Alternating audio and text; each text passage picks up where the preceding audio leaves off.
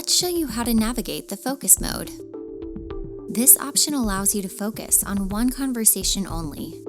This means you only receive PTTs and PTVs from that contact or group. You will still receive chat notifications as usual.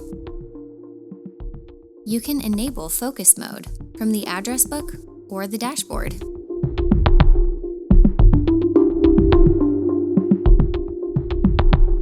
To activate, press and hold on a contact card, then click on Focus Mode.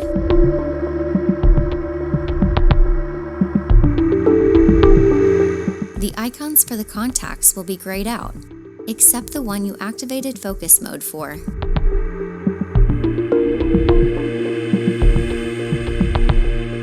Press and hold on a different contact to change the focus mode to them.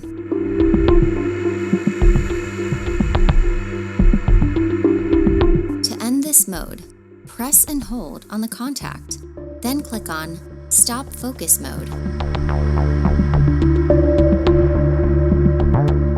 The contacts or groups will go back to their default icon.